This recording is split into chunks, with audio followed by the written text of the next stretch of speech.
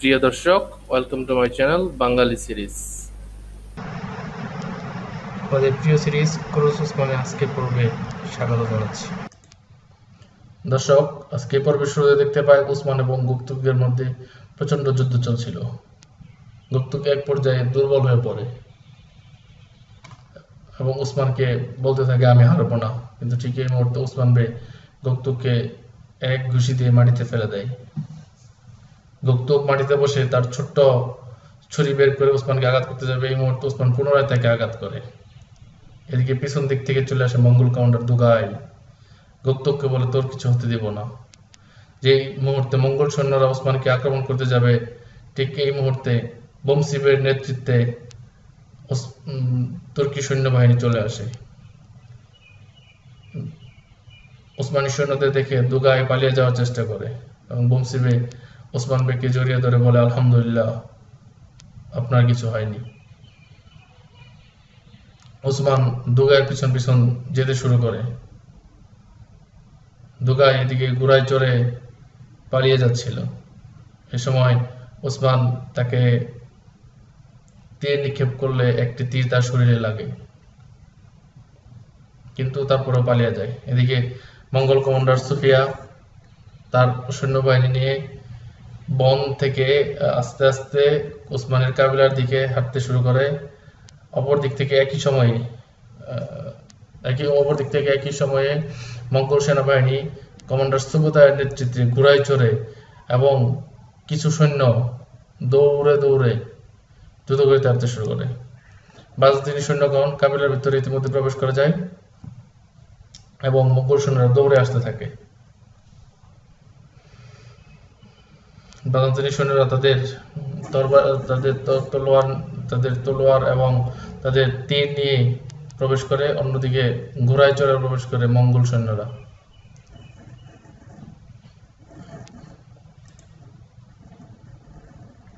বাজন্তিনী সৈন্যরা প্রবেশ করার কিছুক্ষণের মধ্যে প্রবেশ করে যায় সুবোতা এবং তাদের সেনাবাহিনী। সুবোতাই বলে আজকে এই কাবিলাকে কোনো কিছুই বাঁচতে দেব না, এই কাবিলার কাউকে বাঁচতে দেব না।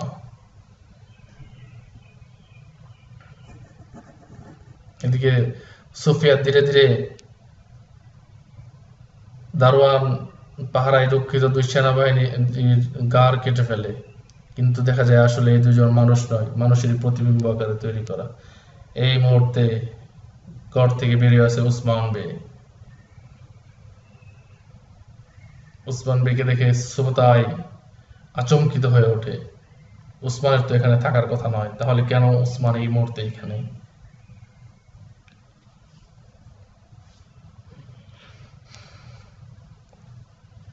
উসমানের ঘর থেকে বেরিয়ে এসে মঙ্গল সৈন্যবাহিনীর সামনে দাঁড়ায়।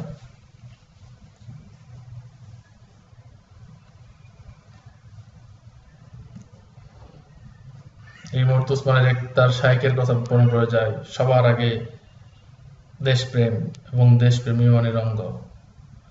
দেশকে যে কোনো মূল্যে রক্ষা করতে হবে জালিমদের কাছ থেকে, সেই কথা স্মরণ করে উসমান বে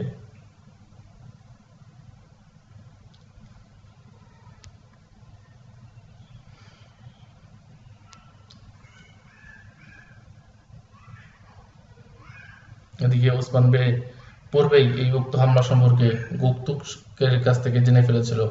যখন পূর্বে যুদ্ধে গুপ্তক উসমান বের কাছে পরাজিত হয়, তখন গুপ্তককে বন্দী করে রাখে উসমান বে, এবং উসমান বে ও বংশী বে তাদের জিজ্ঞাসাবাদে গুপ্তককে কাছ থেকে এই তথ্য বের করে নেয় যে মঙ্গল সেনাবাহিনী এবং বাজান্তিনী সৈন্যবাহিনী তারা একসাথে সম্মিলিতভাবে উসমানের কাবিলাতে হামলা করবে। এই কথা জেনে উসমান খুবই অবাক হয়ে যায়, কিন্তু তৎক্ষণাৎ ওসমান তা এই আক্রমণকে প্রতিহত করার জন্য তার কাবিলাতে লোকজন সেটিং এর চিন্তা করে।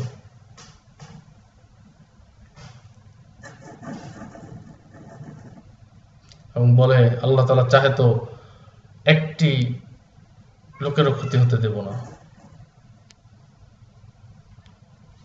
আল্লাহু আকবার বলে ওসমান মঙ্গোলীয় সেনাবাহিনীর সাথে যুদ্ধ শুরু করে।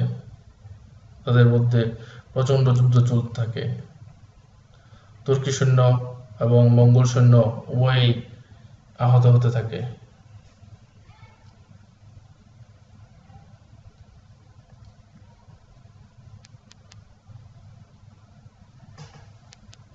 ওসমান বে তার শক্তিশালী বাহু দিয়ে খুব দ্রুত গতিতে যুদ্ধ করতে থাকে এবং যুদ্ধ করতে করতে কমান্ডার সুবোতাইয়ের কাছে চলে যায়, বলবে আজ তোমার রক্ষা নেই।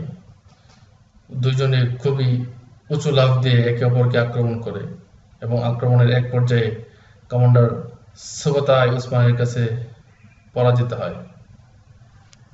ধীরে ধীরে সকল মঙ্গল সৈন্যবাহিনী ওসমান সৈন্যবাহিনীর কাছে পরাজিত থাকে। ওসমান কমান্ডার সুবোতাইকে আক্রমণ করে মাটিতে ফেলে দেয়। তখন কমান্ডার সুবোতাই মাটিতে বসে থাকে। এই মুহূর্তে আবার পুনরায় তাকে আঘাত করে। ওসমান লাফ দিয়ে তাকে পুনরায় তাদের সেই শক্তিশালী আঘাত ঢাল দিয়ে আঘাত করে।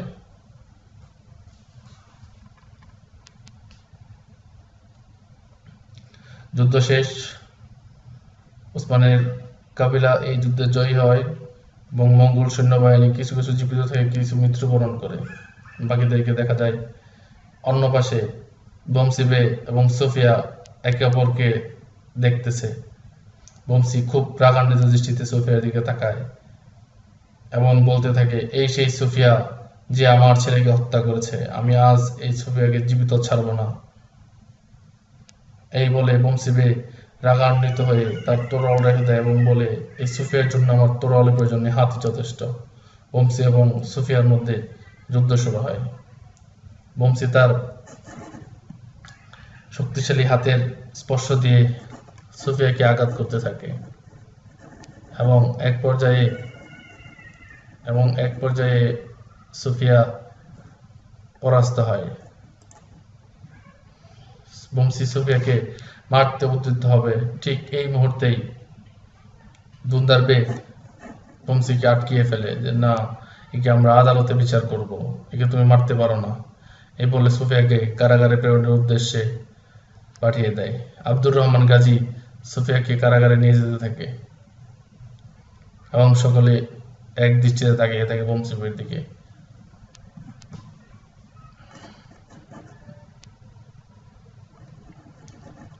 অন্যদিকে ওসমান কাবিলার সকল লোকদের দিকে তাকিয়ে থাকে এবং জিজ্ঞেস করে, এই জালিমকে কি করা উচিত। আব্দুর রহমান গাজী সোফিয়াকে নিয়ে কারাগারে নিক্ষেপ করতে যাবে, এই মুহূর্তে পিছন থেকে আক্রমণ করে দুগায়ের তীরের আঘাতে আব্দুর রহমান গাজী আহত হয়ে পড়ে এবং সোফিয়া এই সুযোগে আব্দুর রহমান গাজীকে পুনরায় তীরের আঘাত দিয়ে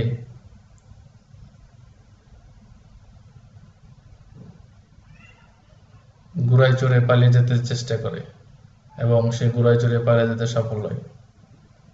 সকলে মিলে অসুস্থ আব্দুর রহমান গাজীকে চিকিৎসাখানায় নিয়ে যায়। চিকিৎসাখানায় অসুস্থ আব্দুর রহমান গাজীকে চিকিৎসক দেখে বলে, অনেক রক্তক্ষরণ হয়েছে এবং গর্ত অনেক বেশি গভীরে ঢুকে গেছে। এই তীরের আঘাতে রক্ত বন্ধ করা খুবই কঠিন। আব্দুর রহমান গাজীর জন্য জরুরি ভিত্তিতে কোনো একটি ব্যবস্থা করতে হবে। সকলে এই কথা শুনে খুবই কষ্ট পায় এবং মর্মাহত হয়ে পড়ে। ওসমান বলে, কি বলেন, আব্দুর রহমান গাজী অনেক শক্তিশালী মানুষ, তার আল্লাহর রহমতে কিছুই হবে না।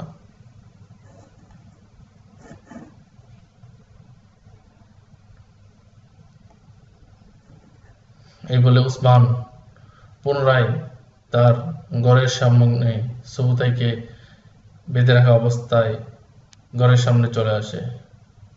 সকলে এক জায়গায় জড়ো হয়। ওসমান বে বিজয়ী বীরের বেশে সুবোতাইয়ের দিকে তাকায়। সকলে এক দৃষ্টিতে কর্ণপাত করে। সুবোতাই বলতে থাকে, তোমরা আমাকে ছেড়ে দাও, মঙ্গল সেনাবাহিনী তোমাদেরকে ছাড়বে না, তোমাদের কাবিলা জ্বালিয়ে পুড়িয়ে ছাই করে দিবে। কিন্তু ওসমান বে এসব কথাতে আরো রাগান্বিত হয়। তুন্দার কোনো কিছু না বলে এক দৃষ্টিতে তাকিয়ে থাকে।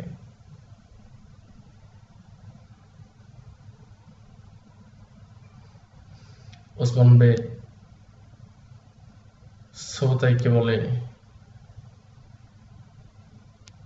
তোমার কোনো রক্ষা নেই আজ।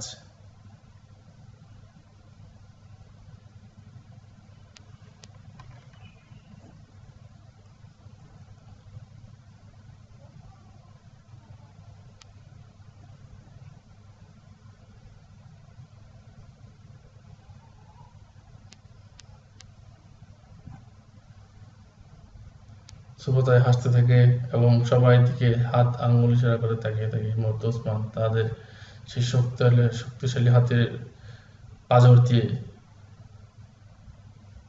থাপ্পড় দেয়।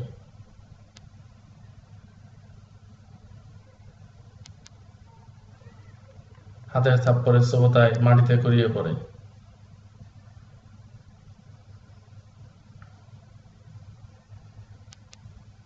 সুবোতাই বলে, আমাকে যা করার করো, আমাকে মেরে ফেলো, কিন্তু তোমরা কেউ বাঁচতে পারবে না, তোমাদের কাউকে বাঁচিয়ে রাখা হবে না।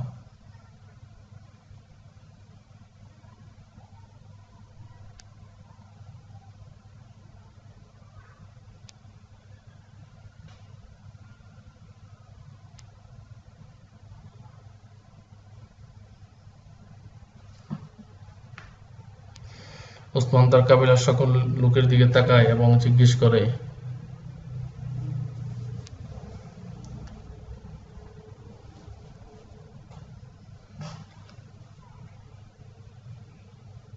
এই দুষ্টু সুবোতাইকে কি করা উচিত,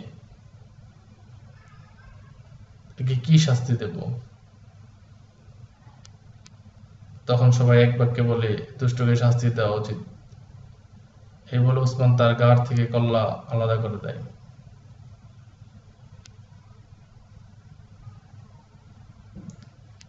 সুবোতাইয়ের গাড় মাটিতে পড়ে থাকতে দেখা যায় এবং কাবিলার সকলে আল্লাহু আকবার আল্লাহু আকবার বলে তরবারি আকাশের দিকে উঠিয়ে আনন্দ উৎসব করতে শুরু করে।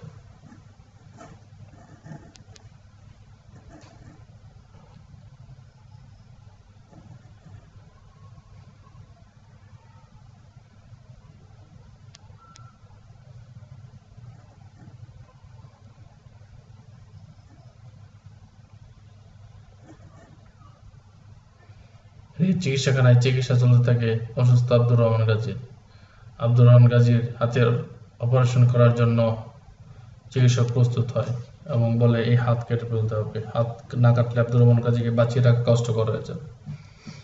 এই সিদ্ধান্তে উপনীত হলে সকলে মিলে আব্দুর রহমান গাজীর অপারেশন এর জন্য প্রচেষ্টা করতে থাকে এবং চিকিৎসক উক্ত হাত কেটে ফেলে।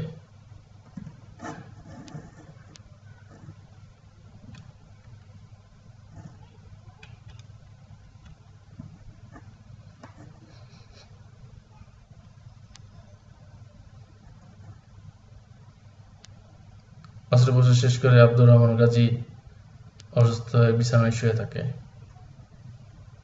এদিকে ওসমান বে গভীর চিন্তায় মগ্ন হয়। অন্যদিকে দেখা যায় মঙ্গল কমান্ডার তুগাই তার সৈন্যদের নিয়ে এক জায়গায় অবস্থান করছে এবং সৈন্যগুলোর চোখ লাল হতে দেখা যায়।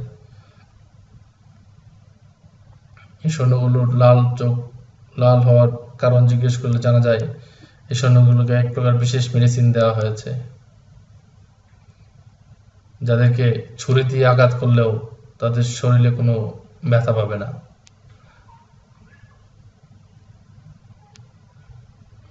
ছুরির আঘাতেও মানব দেহে কোনো ব্যথা পাবে না, এমন এক প্রকার ওষুধ তাদেরকে পান করানো হয়েছে।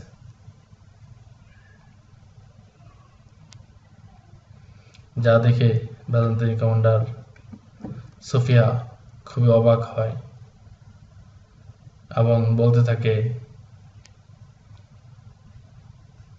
আমরা এইবার ওসমানকে আর বাঁচতে দেব না।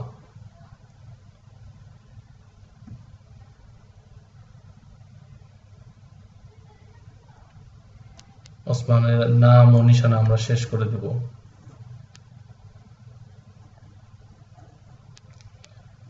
এই বললে সকল সৈন্যরা মঙ্গল কমান্ডার দুগাইয়ের পায়ের নিচে পড়ে যায়।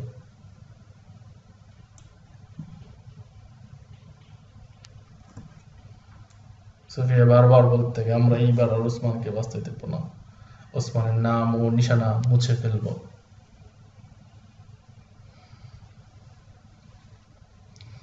এই কথায় খুশি হয়ে যায় মঙ্গল কমান্ডার দুগাই। তার সৈন্যবাহিনীদেরকে আদেশ করে, চলো ওসমানের কাবিলাতে হামলা করবে, ওসমানকে নিঃশেষ করে দেবে।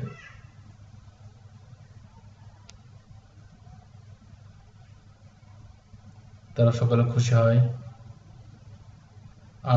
আনন্দিত হয়ে সকলকে নিয়ে বেরিয়ে যায়। এই মুহূর্তে ওসমানের কাবিলাতে দেখা যায় পূর্বের যুদ্ধে আহত গোকতুক তার আপন বড় ভাই কুনুরকে অসুস্থ অবস্থায় নিয়ে কাবিলাতে হাজির হয়। কুনুরকে খুবই অসুস্থ অবস্থায় পড়ে থাকতে দেখা যায়। কুনুরকে অসুস্থ অবস্থায় পড়ে থাকতে দেখে ওসমান খুবই অবাক হয় এবং গোকতুকের দিকে তাকায় রাগান্বিত দৃষ্টিতে, বলে কিভাবে হয়েছে? গোকতুক বলে, মঙ্গলরা আক্রমণ করেছিল। গোকতুক এবং শিবের ছুরি বের করে মারতে যাবে, ঠিকই এই মুহূর্তে ওসমান আটকে দেয়। কোনরূপ বলতে থাকে, আমার ছোট ভাইকে মেরো না, আমার ছোট ভাইকে জীবিত রাখো, সে আমার উত্তরসূরি হিসেবে তোমাদের সাথে কাজ করবে, তোমাদের সাথে যুদ্ধ করবে। এই কথা বলার পরে বংশী সরে যায় এবং ওসমান কোনোর দিকে রাগান্বিত দৃষ্টিতে তাকিয়ে বলে, যদি কুনুর কিছু হয় তবে আমি তোমাকে ছাড়বো না, আমি তোমাকে এর উপযুক্ত শাস্তি দেব।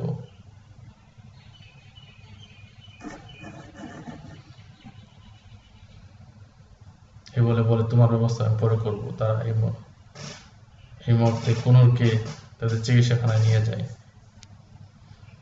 চিকিৎসক কুনুরকে দেখে বলে, কুনুরের অবস্থা খুবই খারাপ, তাকে বাঁচিয়ে রাখা মুশকিল হবে।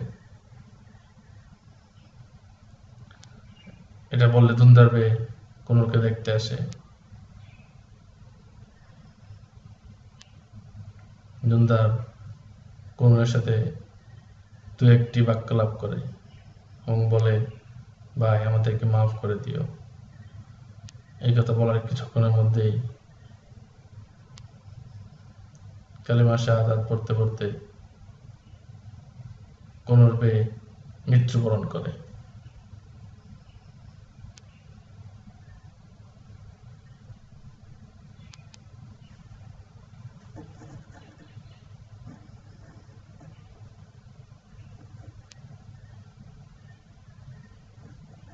কুনুরের মৃত্যুবরণ দেখে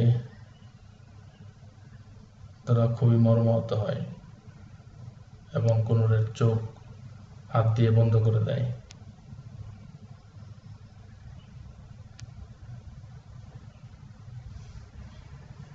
বলে, তোমার মৃত্যুর প্রতিশোধ আমরা নিব ভাই, তোমার মৃত্যুর প্রতিশোধ আমরা নেব, আমরা তোমার শহীদ হওয়াকে অবশ্যই পরিপূর্ণ করব। এই বলে সকলে কুনুরের জানাজা সম্পন্ন করার জন্য একত্রিত হয়। কাবিলার সকল মহিলারা কুনুরের জন্য দোয়া প্রার্থনা করে। আইগুলকে ক্রোধান্বিত অবস্থায় দেখে যায়।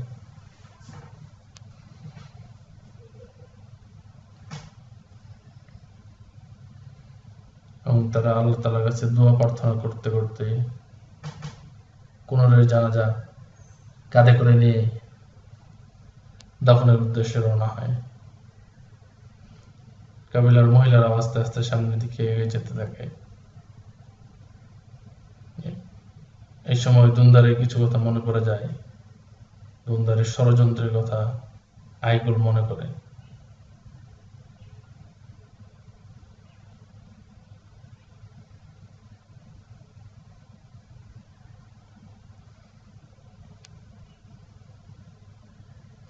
আইগুল রাগান্বিত দৃষ্টিতে ক্রোধিত হয়ে তার সৎমার দিকে তাকিয়ে থাকে।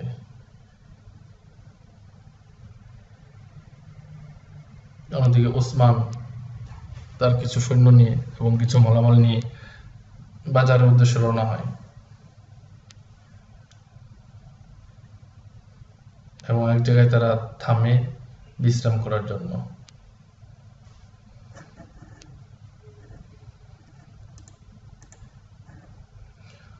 ওসমান দেখা যায় তার সাথে কথা বলতে থাকে এবং ওসমানের আরেকটি দল বংশীবের নেতৃত্বে অন্য দিক দিয়ে রওনা হয়। তখনই একটি বাগানের ভিতরে যেতেই সামনে চলে আসে মঙ্গল কমান্ডার সুফিয়া ও তার ঘাতক সৈন্যদল। সেই ঘাতক সৈন্যদল যাদেরকে ছুরি দিয়ে আঘাত করলেও তাদের শরীরে ব্যথা অনুভূত হয় না। একথা বলে ওসমানী সৈন্যরা ওই ঘাতক সৈন্যবাহিনীর উপর তীর নিক্ষেপ করে। সেই তীর তাদের বুকে ছুঁড়ে মারে, কিন্তু তাতে তারা কোনো ব্যথা অনুভব করে না, তাতে তাদের কোনো আঘাত অনুভূত হয় না। সেই তীর আবার তারা নিজেরাই তাদের শরীর থেকে বের করে ফেলে এবং মাটিতে ফেলে দেয়। সোফিয়া বলে, এবার দেখবো তোমরা কি করো। বংশীবে বলতে থাকে, পুনরায় তীর নিক্ষেপ করো, এবং পুনরায় তীর নিক্ষেপ করলে একই ঘটনা ঘটে। তখন বংশীবে অবাক হয়ে যায় এবং সৈন্যদের বলে, এবার তরবারি দিয়ে আমাদের মোকাবেলা করো। তাদের মধ্যে যুদ্ধ শুরু হয়, তুমুল যুদ্ধ চলতে থাকে। অন্যদিকে কাবিলাতে আইগুল রাগান্বিত হয়ে আস্তে আস্তে ছুরি নিয়ে তার সৎমায়ের দিকে আগাতে থাকে। আইগুল বলতে থাকে, এই সব কিছুর জন্য তুমি দায়ী, এই সব কিছুর জন্য তুমি দায়ী। আজকে তোমার ষড়যন্ত্রের কারণেই এত সকল জীবন গিয়েছে। এই বলে আইগুল তার সৎমাকে গলায় ছুরি ধরে ফেলে।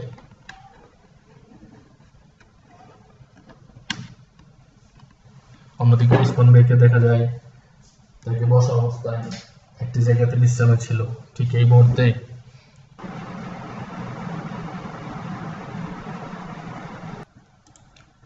ওসমান বে বসে তাদের জন্য অপেক্ষা করতে থাকে।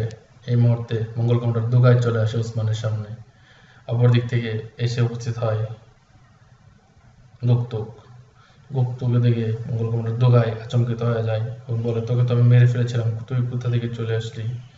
দুগাই বলে, আমাকে কেউ মারতে পারবে না, আল্লাহ ব্যতীত আমাকে কেউ মারতে পারবে না। এই কথা বলার পর দুগাইয়ের সৈন্যদের সাথে ওসমানের সৈন্যদের তুমুল যুদ্ধ শুরু হয়ে যায়।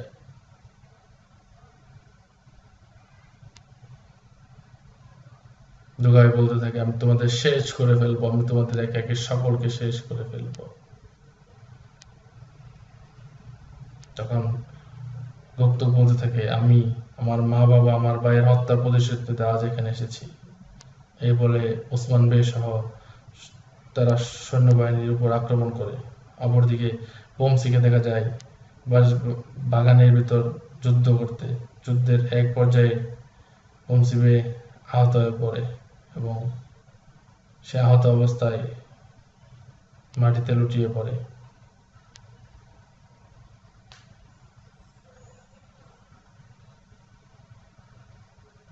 এদিক থেকে সৈন্যরা ওসমান সৈন্যদেরকে পরাস্ত করে চলে যায় ওসমানের দিকে। অপরদিকে আইগুল তার মাকে ছাড়তে নারাজ। তার মাকে এই সব কিছুর জন্য দোষী সাব্যস্ত করে তাকে শাস্তি দেওয়ার কথা বলে, যে তোমাকে আজ আমি শেষ করে ফেলবো, আজ তোমাকে শেষ করে ফেলবো, তুমি এই সব কিছুর জন্য দায়ী। কিন্তু কাবিলার সকলে বোঝায় যে না মা, এটা করো না, এতে করে তুমি পাপের ভাগী হবে। অনেক বোঝানোর পর অবশ্যই আইগুল তার মার গলা থেকে ছুরি নামিয়ে ফেলে। দুন্দার এক দৃষ্টিতে অপলক দৃষ্টিতে তার মেয়ের দিকে তাকিয়ে থাকে, মনে মনে বলতে থাকে, এই কি আমার সেই মেয়ে যাকে আমি এত লালন পালন করে বড় করেছিলাম? দুন্দা বলে, মা এমন কাজ করো না। এদিকে দেখা যায় ওসমান বে দুগাইকে প্রতিহত করে ফেলেছে। দুগাইকে মাটিতে বেঁধে ফেলে রাখে। ওসমান বলতে, উঠো দুগাই, এই তোমার বাহাদুরি,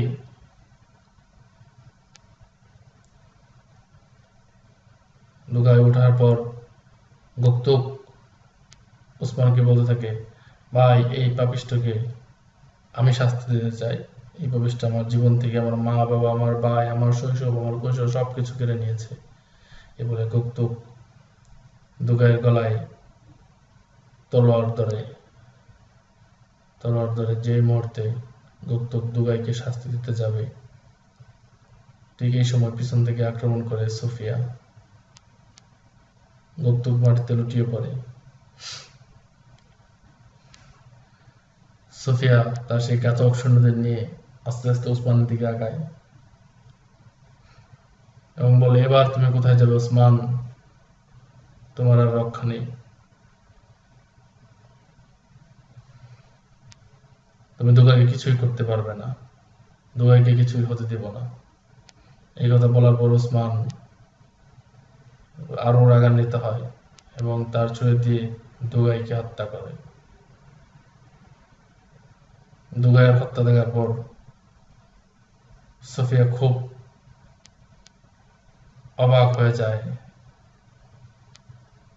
এবং উসমানের দিকে এক দৃষ্টিতে তাকিয়ে থাকে, বলে, এবার আর তোমার রক্ষা নেই, এবার আর তোমাকে আমরা বাঁচতে দেব না। এই কথা শোনার পর ওসমান মাটির দিকে তাকিয়ে কিছুক্ষণ চিন্তা করে। তারপর হঠাৎ করে ওসমান বলে, যারা মাটির নিচে চলে যায় তাদের তো কাজ শেষ, কিন্তু আমার কাজ এখন অনেক বাকি, আমার এখন অনেক কিছু করার বাকি রয়েছে।